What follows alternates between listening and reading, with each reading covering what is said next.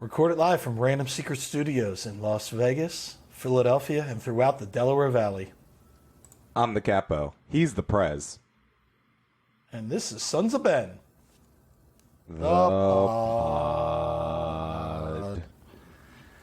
Well, guys, as you can tell, I'm in lovely Las Vegas, and that's why the internet lag is real, because it's just coming across the time zone. And speaking of time zones, Adam, you know what episode this is? This is episode 74. I just looked at the notes in real time as I said that. This episode is not somebody famous, but definitely infamous. This is episode You Get Urbina, the reliever for the Phillies for one whole season before Devin. He is from Venezuela, and he had 1 year where his mother was kidnapped, and another year where he did not like the workers on his ranch in Venezuela, and he threatened them with not just a machete, but with pouring gasoline on them. So he got 14 years of jail time. So he's a flamethrower, that's for sure. Yeah. So wow. That was a good one. You liked that flamethrower comment. You loved it. Trust me. Gents, like I said, I'm in Vegas, and I am dying for a beer of the pod. I would kill for a Yards or 2SP at this point, because Vegas is not just a desert. It's a desert of beer. There is not a lot of selection out there, and at least not at the shitty convenience stores near my hotel. But I will try to get something soon. I just assumed there would be some form of microbrew, just Vegas being weirdly hipster these days. I figured they might have something out there for you. It's very disappointing to hear. There might be, but right now I had enough time yesterday to leave the hotel and get a six-pack, and then today we're recording, and then I'll go out. So we'll see. But speaking of that, let's get this thing moving so we can go to dinner. All right, Little Sons of Ben news: renew. Devin, I leaked it to you. We didn't leak it to Adam. We're not going to fully leak it, but I'm just going to tell you this. If you don't renew within the next 10 days, you're going to kick yourself in the head. Here's what I'm going to say. Devin, I'm just going to say, let's say 3 words. Tailgate, owners, union, done. You're gonna have news at the end of the week, guys. You're gonna want to be part of this, so just letting you know, we're making Devin's life miserable with a future tailgate, and it's going to be epic. So if you're not a member, and I'm gonna go on record now, don't care. There's one of these few times I'm gonna say this: membership has its privileges. If you're not a virtual card carrying, at least on the list, member of the Sons of Ben, you can't get a ticket to this thing. That's all I'm going to say, and we're going to stick to our guns. So it's going to be, as certain people used to say, legendary. That's it. Speaking of good times and legends, Adam, Mexico City, man. The big trip's coming up. You excited? That is fastly approaching. I mean, I'm going to be on a completely different continent when it happens, but I completely respect the hustle of everyone who's making it down to Mexico City. Look, I think we'll talk about this a little bit later in the pod, but I think a lot of our focus right now is possibly on that trip down to Mexico, and I'm excited. Look, it's at worst case scenario, it is a great way to expose the Union brand, our form of soccer, and to sell maybe a couple of Lightning Bolt jerseys south of the border. So, I'm excited. Listen, we are the only MLS team left in this tournament. If that's not something to be proud of, I don't know really what is, So, and we're just hoping, let's get a W down there, because then when they come here in September, it's going to be rocking. And they just started their preseason, so we're going to see. We got a DC road trip coming up. We will let you know. We will probably have info out end of this week, just working on a couple things. And what I got to say is save the date for these 2 things. September 25th, before the Atlanta game, we're doing a fun run with Union owner Richard Leibovich and his family. It's at Northeast High. It's a 5K, which is like 3 miles. Adam does that in one game, up and down the stairs capoing, so it's not going to be a big deal. Fun run or walk, and then we're going to, hopefully some of you clean up. Then we're going to go to the tailgate. We got Atlanta, so it should be a good day on September the 25th. But most importantly, Adam, you and I, maybe with Devin, maybe without Devin, depending on his work schedule, we've got the Dupe Cup.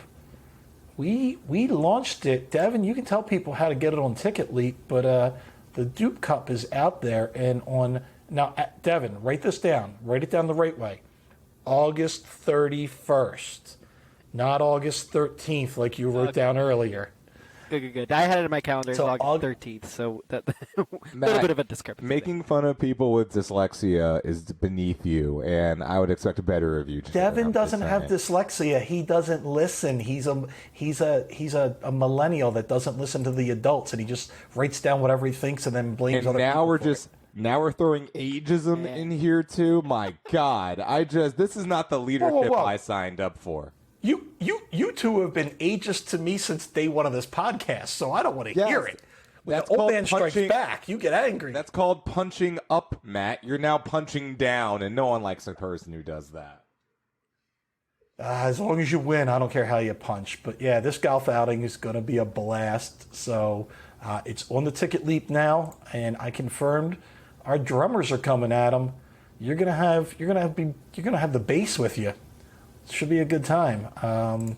So be ready for it. Poet. Speaking of good poet, Mega Trainer once said, "I'm all about that bass, no treble." No treble. Speaking of no trouble, Rally House has got those sweet shirts. I don't think Adam's got one yet. We got to get him on the Rally House to get one. Look, I just spent like 20,000 euros on airline tickets. I haven't even got to Italy yet. I'm broke as a soap, but I'm excited for when I come back and I actually have like another paycheck that I can keep, then I'm totally getting a nice little t-shirt because those things do slap. I'm actually a big fan of them this year. We might do a GoFundMe page for Adam, or look out for that too in the future. And literally, look out. No one. Those flags. No one would support. No one's going to support a GoFundMe for the one Wayne member of the Sons of Ben. They're going to be like, no. By the way, for the record, that's the first time I mentioned Wayne in like 3 podcasts. So I don't know with all of these people telling me that it's just an inevitability. I've actually been good the last couple of weeks mentioning Wayne. So, I know. The mayor of Wayne emailed me too and said, could you get Adam back on the drinking train and get him back to spitting out Wayne, PA? I think we have a supervisor. I don't even think we have a mayor. I think we just have like a dude in an office somewhere who says, yeah, I run this. You should have that job. The last thing I have for merch is, I don't know if you guys saw them. The flags looked awesome. They was flying over the beverage trailer at the tailgate. I think they're like $15, man. It's a steal. I have to get one. I just literally ran out of time at the tailgate. All right, Devin, I've got one more thing to say, and then it's all you. www.philadelphia2026.com. The World Cup. We are trying to bring it, and it's closing down, man. Quarter 3 is when we're supposed to hear more about that. So hopefully we get it, and you can stop listening to me say www.philadelphia2026.com, and we'll just be talking about World Cup stuff. But Devin, you got to get rid of that mute button because it's time. All right, Discord. Discord's fantastic. Surprisingly, nobody guessing the right score for the Chicago game. No draws at all. Not even 2-2, 3-3, nothing. So you guys got to get on that there because we're not doing too good in our predictions for the past few weeks. I'm not sure why. Devin, this is probably the best segue you ever gave me. You gave me the perfect segue for this because we have breaking Sons of Ben news, Sons of Ben the Pod news. We are going to have, as soon as next week, a new feature on the Sons of Ben that might help you with the Discord. We have got 102.5, Fox the Gamblers, Sean Brace is going to do a segment with us where he is going to, one, easily break down how to bet soccer. Because soccer's a little goofy. It's kind of like hockey where it's like, what does this mean? 185, 100? Like, oh, you got to throw out $185 to win 100. Sean's going to break that down so you can then get on to DraftKings or whoever else you might use, or your old school bookie like Adam has in South Philly and intelligently talk about how you want to gamble on your Union. And then he's coming back every week to give you some, what he thinks or Joe Tanzi thinks as good predictions, good bets, how you can help monetize this situation. So we're excited. It was inspired by the trip to Vegas, and we're happy to have Brace on, and it should be a good time. Now, speaking of not so good times, Adam, what did you think about Sunday night's game? How much is a shuttle's worth? It ain't worth shit. Now, I will say this. The Union beat themselves. All right. Chicago is a terrible organization. And the irony of what I said before the pod, on last pod, saying no matter what happens, the results of the Union's game against Chicago, they'll still be a terrible organization. And I still feel that way. I felt that, kudos to their goal that they got very early in the game, had Andre Blake cemented in his spot. But after that, it was all Union all the time, and they did everything but put the thing in the back of the net. And that's a little frustrating, to say the least. But particularly just the level of shithousery which Chicago engaged in to get that point, it was vindicative of a team that is fighting to not get relegated in a league that doesn't do relegation. So, kudos to them. They did what they wanted to do. They did what they had to do. But fundamentally, and this is something that I know every team in MLS does this, the Union have done this. Atlanta United probably did an entire podcast about the Union doing this. Fundamentally, that is one of the biggest barriers on why people do not take the sport seriously. When the egregious laying on the ground, the rolling around, no other sport truly does faking injuries like soccer does. I remember a couple of years ago during the Chip Kelly regime of the Philadelphia Eagles. I know no one wants to remember that. But when he had his run and gun, we score more points in 20 seconds offense, we saw a lot of times individuals would be laying on the ground and quote unquote faking injuries. And in America, when we saw that in football, everyone stood up and said, that's bullshit. But because of soccer is known for this historically, we've let this slide. And I just don't know, what does it take for a referee to stop that from happening? It feels so like when Shuttlesworth goes down the first time, hits in the face, I get it. That's anytime I get hit in the face with a soccer ball, yes, I'm going to lay on the ground too for a while. But the second one that was so egregiously obvious that he wasn't hurt, to the point where when I was heckling, his center back even smiled at me, it showed me that A, Chicago is a horrifically ran organization top to bottom, and B, that team doesn't even want to win. That team doesn't have any heart. Bobby Shuttlesworth is a coward. Other than that, good game. There's two facts in life. If you're the home team, you should win, not tie. And if you're up a man, you should win, not tie. So I'm going to give Chicago all the credit in the world that they pulled off two things that you shouldn't do. You shouldn't be down a man, and you shouldn't, get any result, a favorable result away, especially when you're shit and we were in second place. So all across the board, it's disappointing. And here's the weird thing. I'm going to compliment Devin, but then not compliment. The tailgate shouldn't be the highlight of our Sunday watching the Union. The tailgate was my highlight. The tailgate was the highlight of that entire thing. When I left the tailgate, I walked in a little late and I saw Andre Blake getting beat. And I'm like, shit. And it went downhill from there. But the tailgate, so Devin, thank you for the tailgate. We had a blast. We're gonna let you talk about the game and the tailgate. Do your segment, but yeah, disappointing all across the board. And I am just hoping that these guys figure it out, pull it together, and start freaking putting buckets and buckets of goals in. Devin, take it away, my friend. Tailgate was awesome. As we predicted, coming back down to earth a little bit with these numbers on a rainy Sunday. I mean, honestly, though, for a rainy Sunday, that was good turnout, I would say.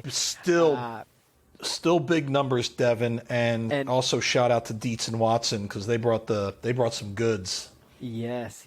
So they had the hot dogs and the sausages there, fantastic, and of course we had all of our other beverage sponsors as well, and the weather. And Devin, hold on, and shout out to the liquor control board that paid us a visit and said you guys are good. Shout out to them. That was the shot of adrenaline I needed in the morning. Yeah, it was as we were setting up. Matt really got he didn't need Red Bull, he didn't need Monster, he just needed the state police to show up, and that you should have seen him setting up. He was running around like crazy after that. It was fantastic. Gun and a badge is all I need to motivate my ass, Adam. That's all I need. I'm just happy I was late for that. So all things considered, the weather was fantastic. I mean, yeah, it poured while we were setting up, which kind of sucked. But once the tailgate started and the rest of the night held out pretty good, it was good temperature, everything. Tailgate came together well. Shout out to everybody who helped out. We had a fantastic turnout for our volunteers, so thank you guys for that. And if you are interested in the weather. Katie Fellinger coming in clutch again. Man, I don't know. Wait, what she's got going on? But she is the the best weather person I have ever seen because she has constantly been predicting these correctly. She's been almost picking like it up she used and to do throwing it for it a down. living. I know. So yeah, tailgate was fantastic. But as far as the game. Honestly, I mean, it was still a pretty exciting game. Whether that be for positive or for negative, it was a fun game to be a part of, despite the result. Adam, you seem like you have something to say. I take exception to him saying that the tailgate was the best part of the game. Now, here's the thing. I do believe that the tailgate was fantastic. This is not a shot at you, Devin, in any capacity. But can we appreciate a nice, sweeping, driving free kick by Cobra Kai? I mean, that was a good goal. That was a quality hit. He was so good. He made the one guy who had to lay down and block that completely lift himself upright because he didn't want to die. I appreciate at least that happening. Like, look, we were one Ilsinho inside the foot shot going 2 inches beneath the bar from having a completely different conversation. So there was moments. They just didn't, get in the back of the net and make us do the dupe sound. Let me rebut. I agree. Great strike. Good job, Kai. That wasn't better than beverages with Richard, getting harassed by the police, the soundtrack, everything else, because you know what? We tied. And I'm not going to let a tie against Chicago be better than the tailgate. That's why. If Elsinho put it in the back of the net, would have been way different, without a doubt. I'll be honest, Kai was not having a great game leading up to that goal. If he would not have scored, he would have had a pretty bad game. But then again, not very many players of the Union had good games. That's what I'm saying. If you're grading on the curve that was like the Union as an entire organization, yeah, no. Kai actually looked pretty delightfully mediocre in retrospect. But no, I mean, look, whatever. This is the only beauty of having a game. And here's the best part. If Devin doesn't get this podcast out immediately after we're done here, we're going to probably bulldoze over the Wednesday game that's totally happening tomorrow and you guys might not even hear about it. So should we even do predictions for that? So immediately people can find out we were wrong. Just instant, so you guys. Everybody listening already knows the result of this game. What do you guys think is going to be the result? I actually like to do that sometimes. Can we talk to the future? Can we be like, guys, Thursday to and beyond people, what's up? How are y'all doing today? I am just hoping I can catch part of the game while I'm out here. Toronto. I don't even know much about Toronto. They're having that year that you're not even paying attention to them. And I'm just hoping that the team is paying attention. They've had a lot, so I'm hoping the team's paying attention enough. And then, they can reverse this. We need 3 points at home. We just need to, plain and simple. And just to shout, this hopefully Devin will get this out. Remember, we're going to have the beverage trailer open for you guys. Swing on by, say hi to Devin and Adam. Bring your own food because we ain't got the time to cook for you, but we'll have some beverages cold and ready, so be ready for that. And I'm going to just do one last bad news until we get to good stuff. Devin, I think you all heard. Looks like our man Jamiro is taking off. Looks like he's leaving because his family can't get visas. So there's two things. That blows. I don't want to lose him. That sucks. But if it's because his family can't get into the country and he can't see his newborn kid, I completely understand, and it's just frustrating on so many levels that we might lose what I thought was one of the pillars of this team and somebody I loved watching to play and bring it every day and help create one of your best chants. Jamiro Montero. Montero. Now, you see, Montero. I mean, look, this is, and a lot of people were bringing up the Vincent Nogueira situation, and I think this is a little bit different from that one. But in the grand scheme of it, look, we are still suffering from a global pandemic, despite how everyone wants to pretend in this country that it's over. And there's a reason why New York just made people have to put their masks back on again and ask for vaccinations to go to certain events. I mean, look, this thing's not particularly over.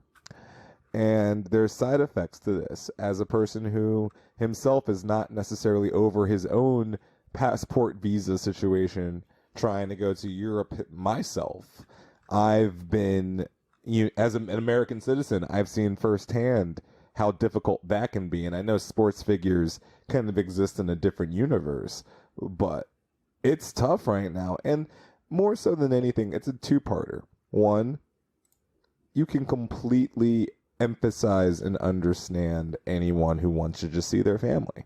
I mean, I don't know if there's anything more human and more of a connecting point than saying, I just want to see my people. I just want to be with, the people that I love, the people that I care about.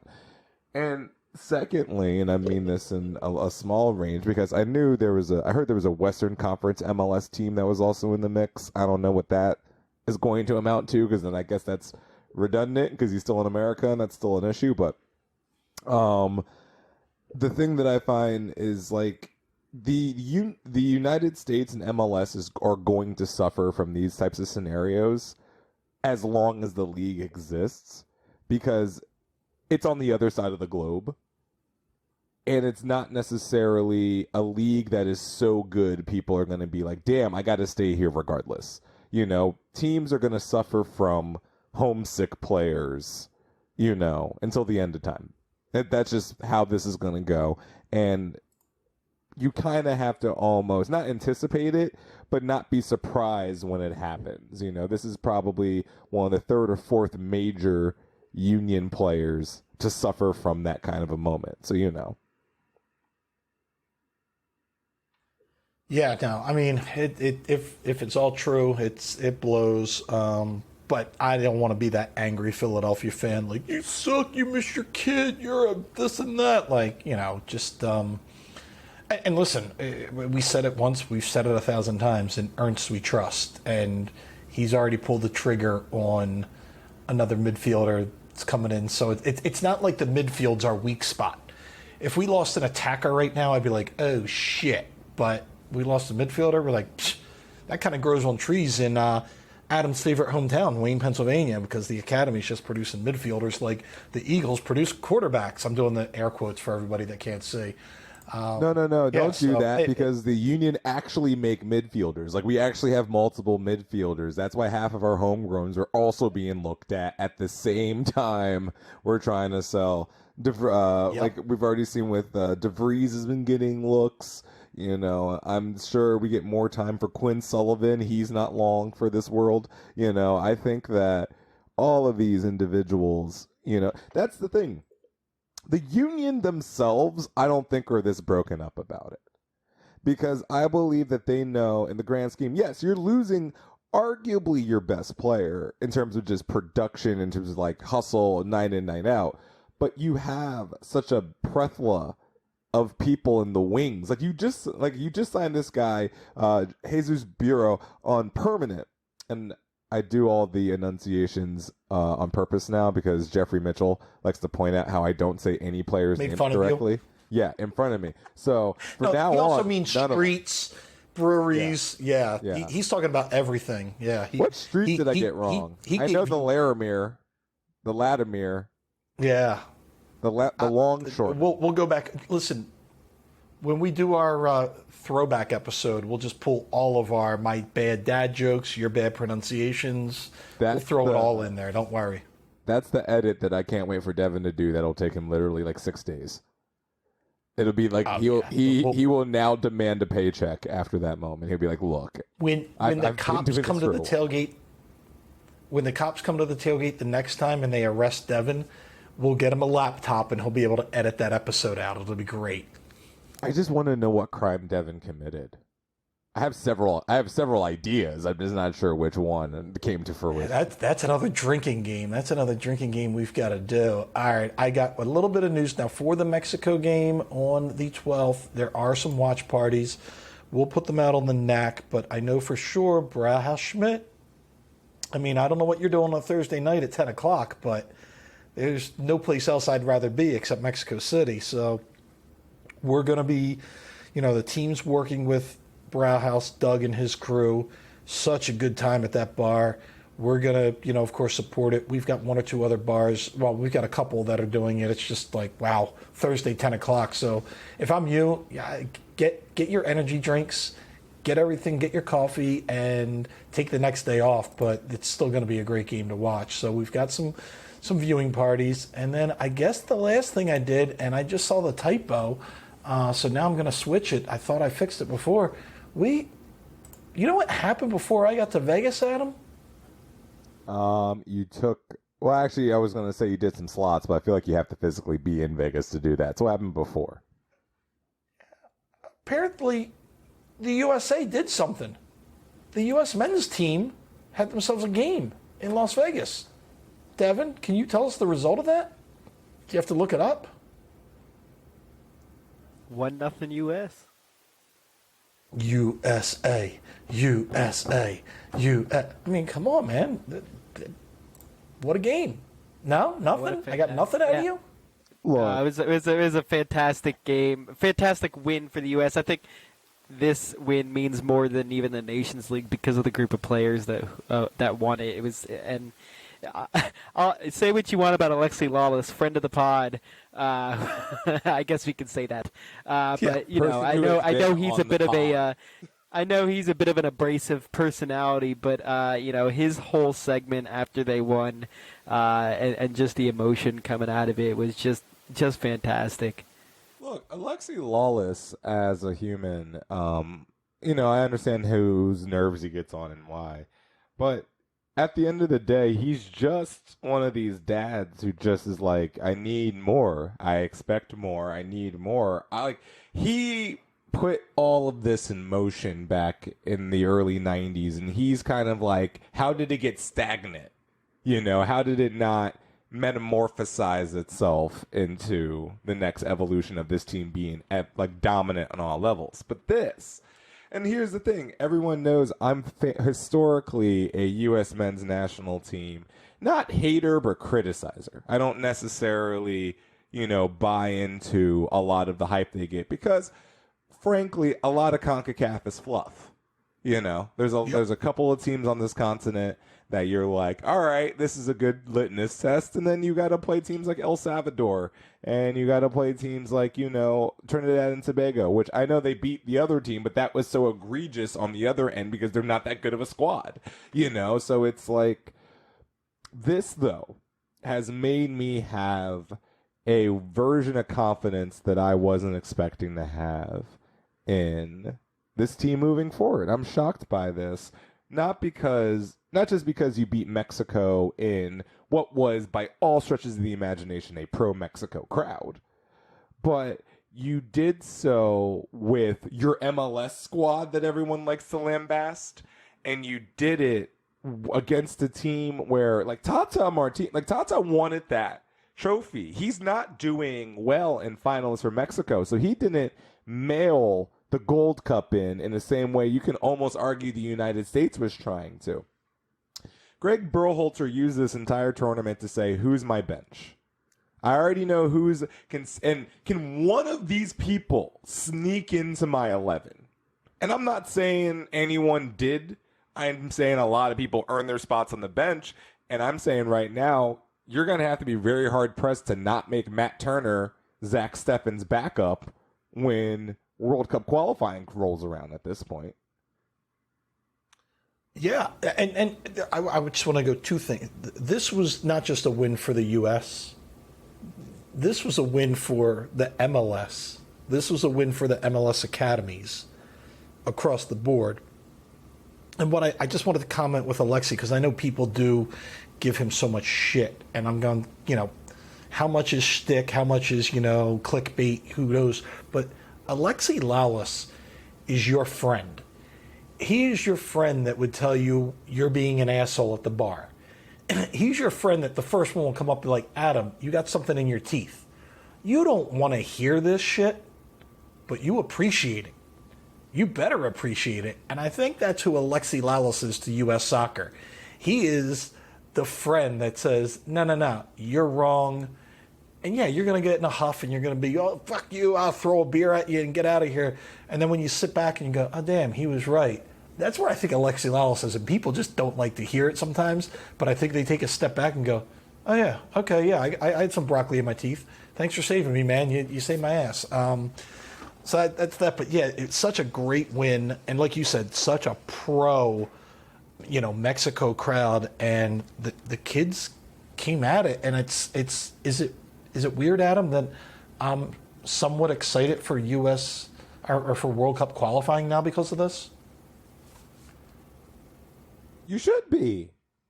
You should be excited for World Cup qualifying because, look, there's no reason why this team should not qualify for the freaking World Cup. Top I to know bottom, that, but should I, as a Philadelphia fan, but I've been bitten as a U.S. men's team fan and a Philly fan, do I get excited? I'm feeling like I should get excited. This team, and here's the thing, you're going to have to figure this out because I can't say that Jazzy Zardes doesn't earn a spot in the 18 or at least the 25.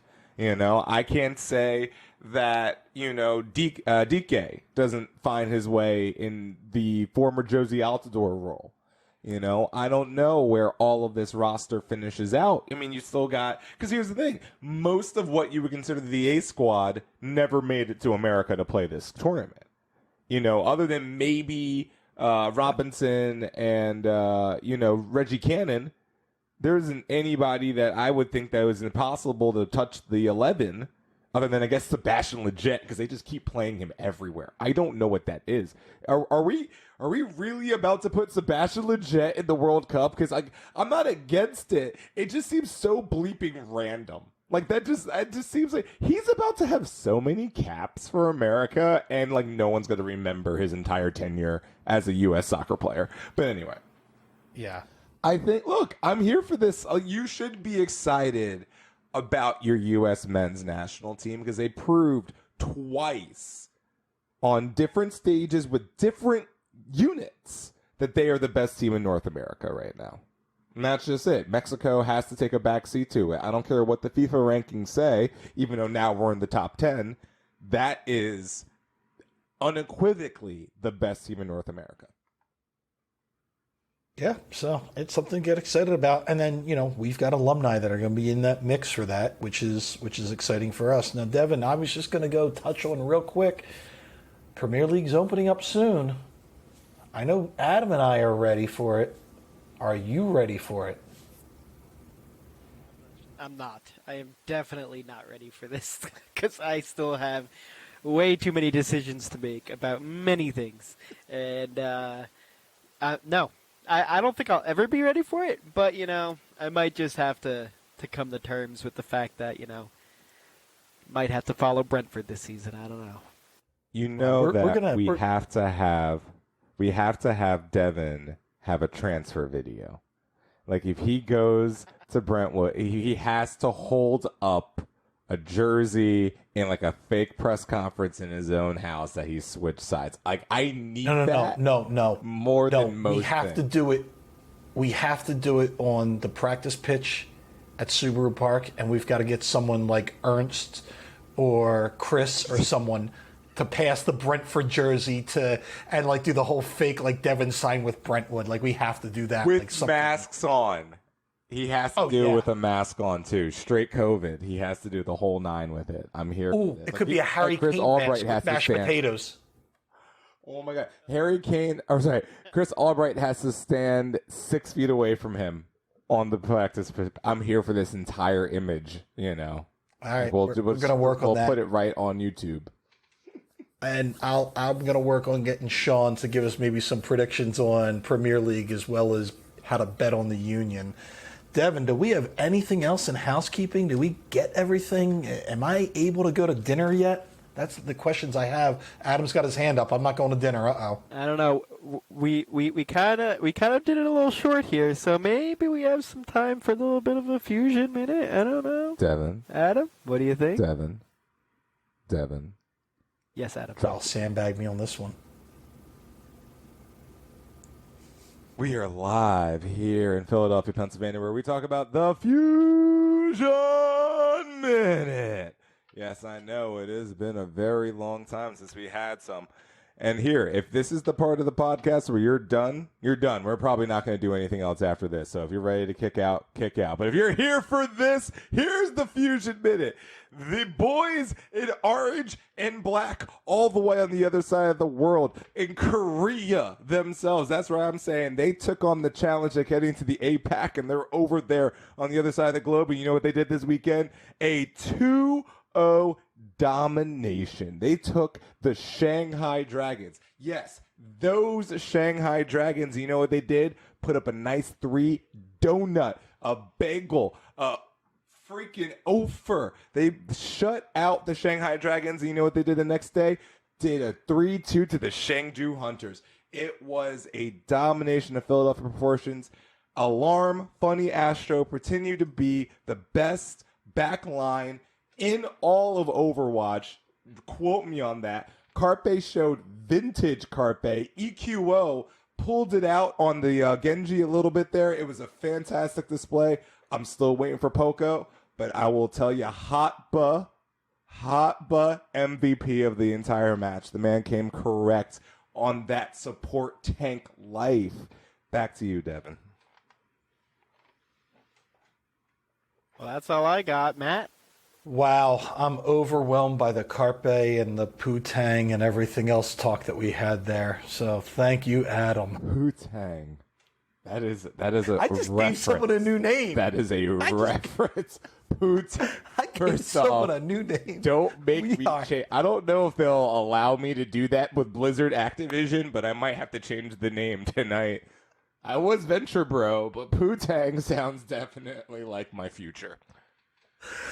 And we're going to end on that high note. So everyone, this was the episode 74, the flame-throwing, machete-wielding Urbina out of your Philadelphia Phillies bullpen.